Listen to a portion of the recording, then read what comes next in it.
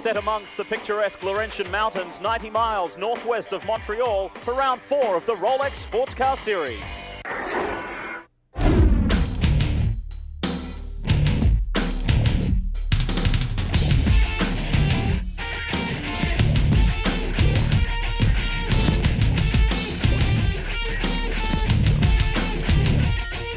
Most beautiful for sure, and the fastest race courses anywhere.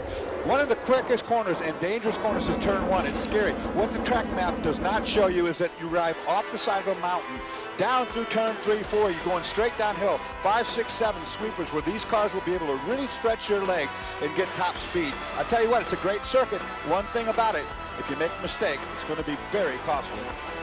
It is very much an enhanced and enlarged grid on compared to last time we were here at Mont-Tremblant. Can you believe this? Well, it is pretty believable. Scott Pruitt and Ganassi, they have put that Lexus Riley on pole for the 4th consecutive time, and a new circuit DP record for Scott. Max Angelelli starts alongside. Then we go back to last year's race winner here at Mont-Tremblant. David Donoghue starts alongside the returning, start alongside each other on the 6th row. Then Shane Lewis, they've been struggling for some speed in the BMW Fab Car this weekend. And GT pole sitter is Boris Said. With more on that class, here's Brian. Lee, two very happy guys on the front row of GT. Boris Said told us the other day, coming off of 2 weeks of his best racing ever in his life, won a race at the Nuremberg Ring, the very famed Nuremberg Ring a couple of weeks ago, flew back to the States. Scott Pruitt takes the lead from the pole. Donoghue looking for an inside one on Max Angelelli as they run into this fast and treacherous turn 1-2 complex. Watch turn 2 right up here. Look, they start downhill now. This is where the speed gathers. You've got one more tight corner right here. We're going to get through that okay. And then it's on to the downhill plummet. And I'm telling you what, these guys are going to be going really fast in a second. Great to hear the big DPs roar amongst the trees here. There's a fight going there further back with Jimmy Morales. And it looked like the 59 Brumos car. It was a 1-2 for Brumos racing here last year. Certainly saw a change of position for the lead in the GT category. Races group number 67, driven by Kevin Buckler, came in the pits in the lead right as we went to caution, so bad timing there. The pace car wasn't out. They lost a lot of valuable track time there and ultimately gave the lead to the number 21 PTG BMW. It was Bill Auberlen behind the wheel, and as we speak, he is now making a pit stop. Those boys are going for 3 in a row. They got an awfully tough driver lineup with Boris Said and Bill Auberlen. They're going to be tough to beat today as they try and get it back on track. Let's go down to Brian again for the story in SGS. Calvin and SGS, it's all been the 36 car of Randy Popes and Michael Levitas.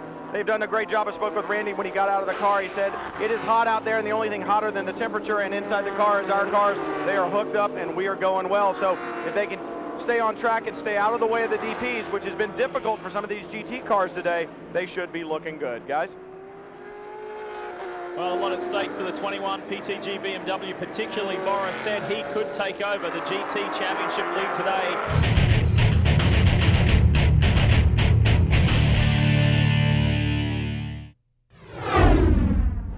Scott Pruitt enjoys an 8.5 second lead over Terry Borchella, then Jan Magnussen, Butch Leitzinger.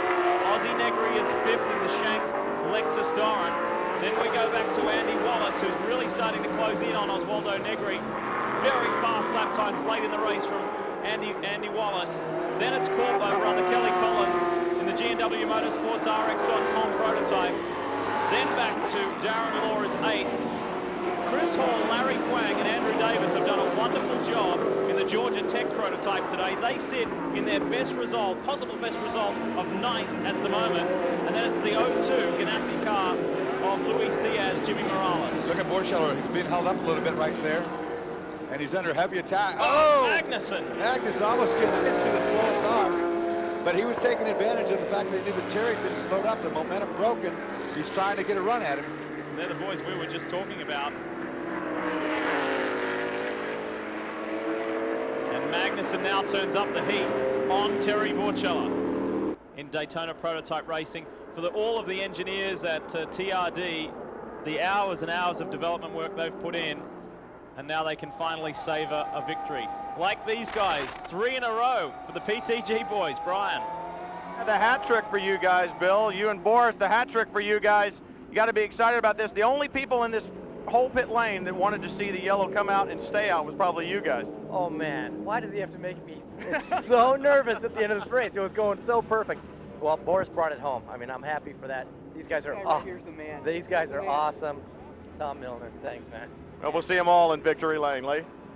Great day for those boys as they slowly wind. This wasn't what we envisaged. They slowly wind their way through the final turn 15. There's the checkered flag for Scott Pruitt and the Comp USA Ganassi team victorious at last. There's Chip.